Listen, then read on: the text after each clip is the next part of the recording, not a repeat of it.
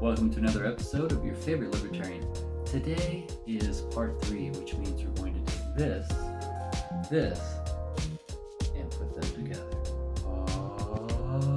This is part 3 of a multi-part series on this Aero Precision build. Part 1 was the upper, part 2 is the lower. Now in part 3, we're going to put these two together and test the fit. After I show you my findings there, we're going to take this to the range in part 4 to test it out and see how it does.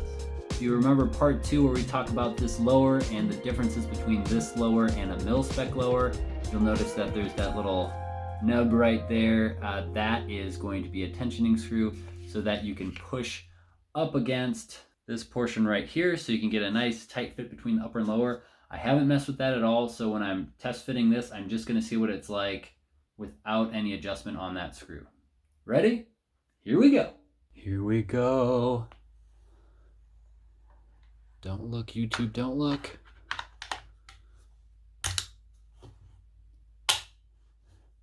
Oh. All right, now that we've got our upper and lower together, we're going to look at a few things. One, I like to see if the finish on both the upper and the lower match. And as far as I can tell, and probably as far as you can tell on camera, they do match, so that's nice. Next, I like to make sure that this line right here is aligned, and it is, so that's good. It's a little bit thicker on top than it is on bottom, but it is centered, so that's nice for all you people who have OCD and might get triggered by that. This is nice and aligned, so no worries there.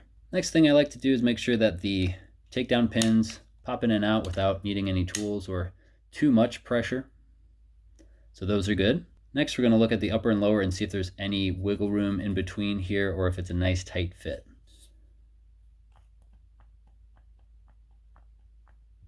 As you can see, there is a little bit of wiggle room here, so one thing I can do to help mitigate that is use that tensioner screw that I showed you earlier in the video, and that will push the upper away from the lower, and it'll make it so that that takedown pin will fit nice and tight in there and keep it nice and level and keep it from canting left or right when firing.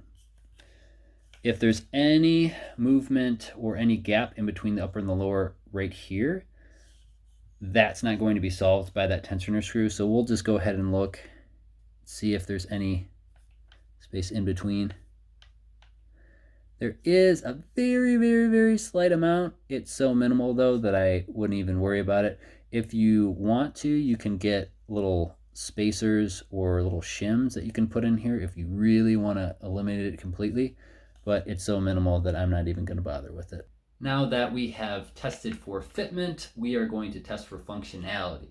There's a few things we're going to be looking at. We're going to be looking at the magazine release, magazine catch, the bolt release, bolt catch, the safety, the trigger, and the charging handle to make sure that when we pull back, there aren't any obstructions and everything works as it should. First, let's test that charging handle. Cool. Now the bolt release, bolt catch. The bolt has been caught. Now I'm going to press the bolt release, and I'm only going to do this once because I don't want to wake up the kids.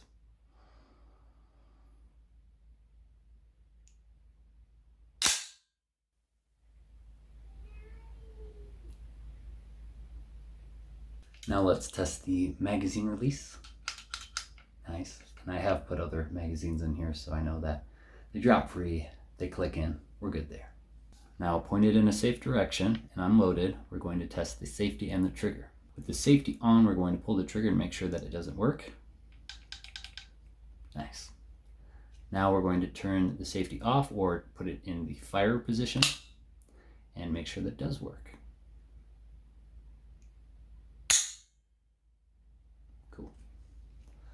We're going to also test the reset.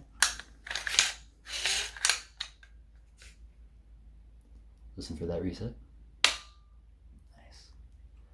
And we're going to put it on safe again and make sure that it does not fire again.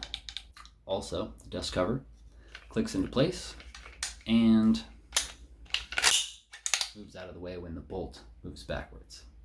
All right, that was a pretty quick part 3. That concludes the end of this part of the multi-part series. Stay tuned for part 4, where we take this to the range, put some glass on it, and test out the barrel, test out the trigger, test out this super wobbly brace, and see what kind of accuracy and groups we get out of this platform. The results might surprise you. If you're digging this series so far, be sure to like, comment, share, and subscribe, all that YouTube stuff. If you'd like to support my channel monetarily, feel free to click the subscribe star or Patreon links in the description below. Be sure to stay tuned for part 4, which will be range time. And as always, thanks for watching. Stay free. God bless.